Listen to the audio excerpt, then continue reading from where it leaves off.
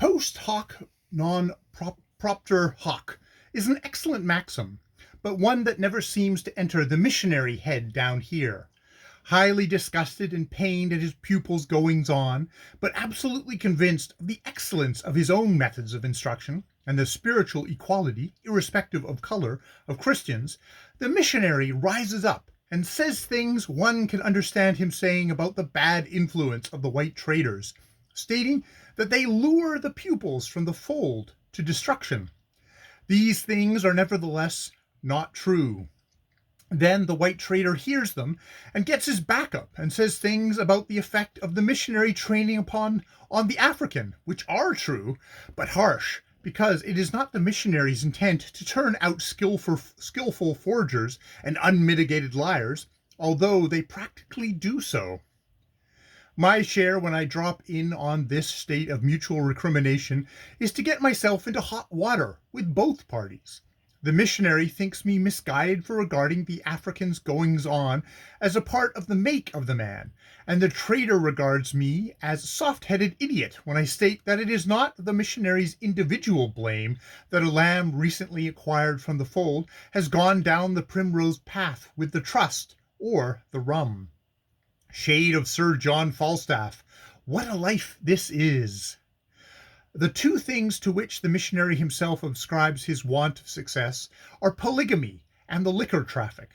Now, polygamy is, like most other subjects, a difficult thing to form a just opinion on, if before forming the opinion you make a careful study of the facts bearing on the case. It is therefore advisable, if you wish to produce an opinion generally acceptable in civilized circles, to follow the usual recipe for making opinions.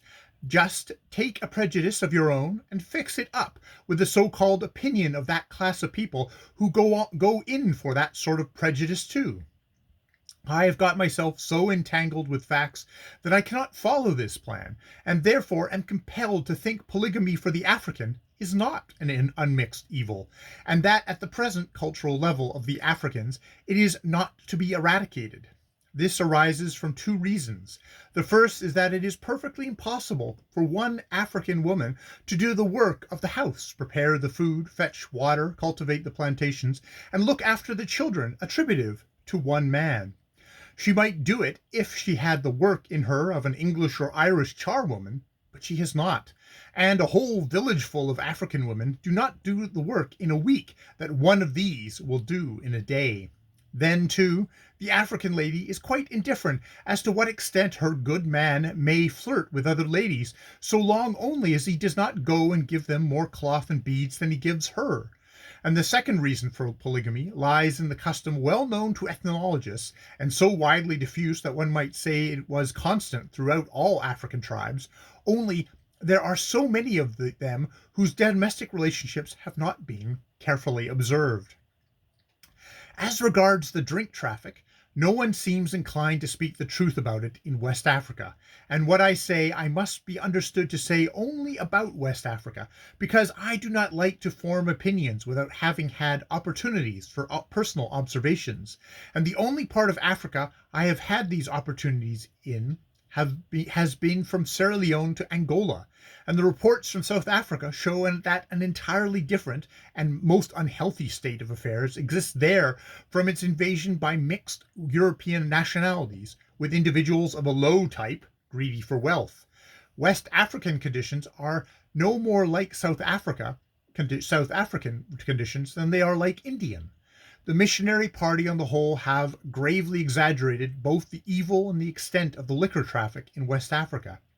I made an exception in favor of the late superintendent of the Wesleyan mission on the Gold Coast, the Reverend Dennis Kemp, who had enough courage and truth in him to stand up at a public meeting in Liverpool on July the 2nd, 1896, and record it as his opinion that the natives of the Gold Coast were remarkably abstemious, but spirits were, he believed, of no benefit to the natives, and that they would be better without them.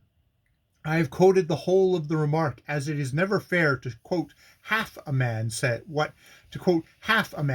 on any subject, but I do not agree with the latter half of it, and the Gold Coast natives are not any more abstemious, if so much so as any other tribe on the coast. I have elsewhere attempted to show that the drink traffic is by no means the most important factor in the mission failure on the West Coast, but that it is being used in an unjustifiable way by the missionary party because they know the cry against alcohol is at present a popular one in England, and it has also the advantage of making the subscribers at home regard the African as an innocent creature who is led away by bad white men, and therefore still more interesting and more worthy, and in more need of subscriptions than ever.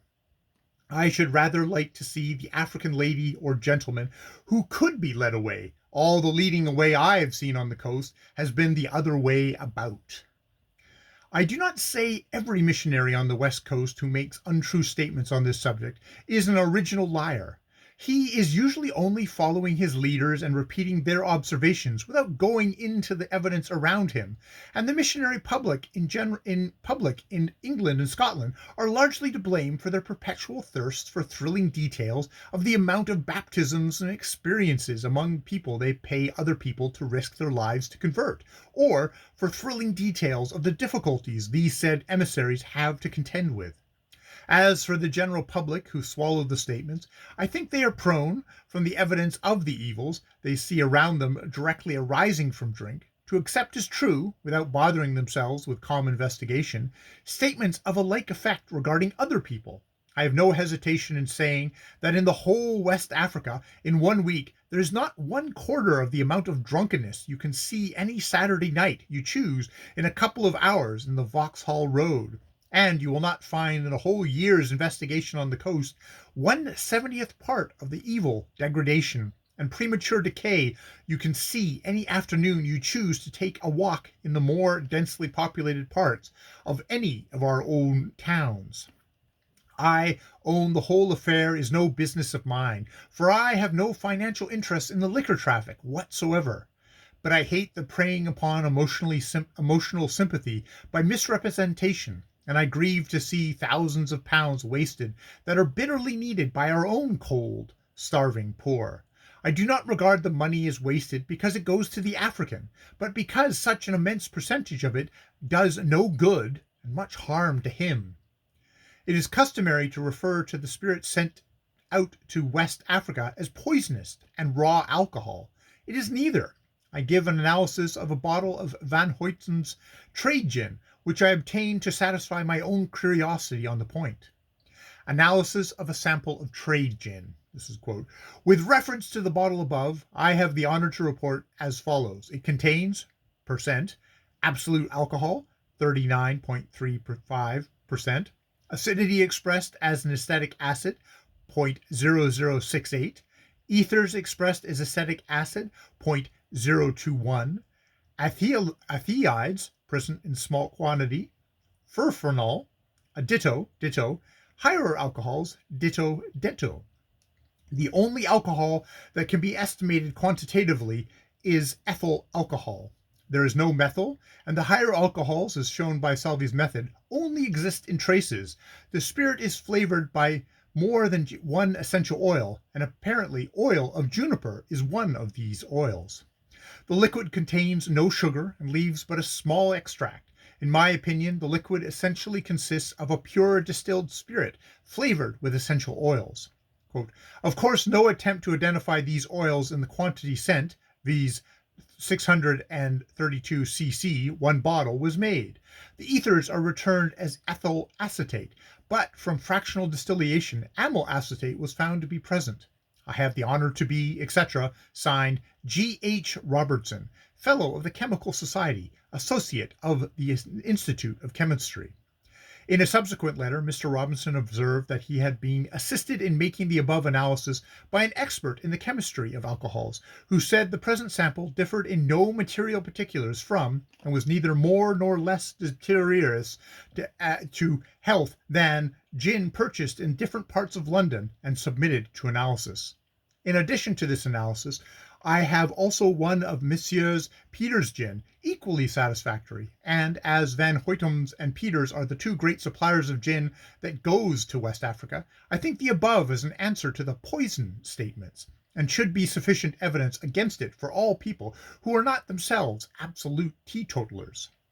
Absolute teetotalers are definite-minded people, and one respects them more than one does those who do not hold with teetotalism for themselves, but think it is a good thing for other people. And moreover, it is of no use arguing with them, because they say all alcohol is poison, and won't appreciate any evidence to the contrary, so palaver done set. But a large majority of those who attack or believe in the rectitude of the attack on the African liquor traffic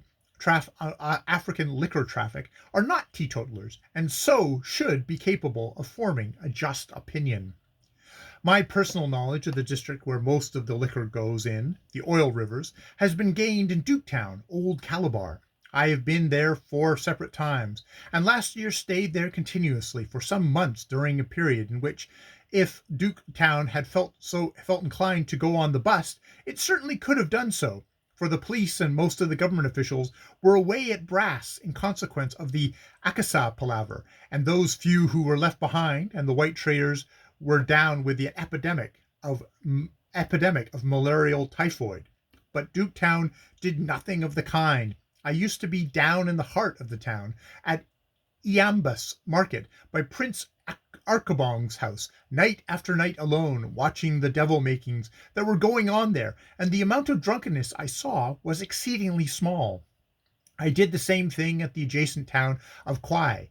My knowledge of Bonny, Bell, and Aka towns, Libreville, Lebervane, Kibina, Bomba, Banana, Noika, Luanda, etc., is extensive and particular, and I have spent the hours in them when the whole of the missionary and government people have been safe in their distant houses. So had the evils of the liquor traffic been anything like half of what it is made out to be, I must have come across it in appalling forms, and I have not.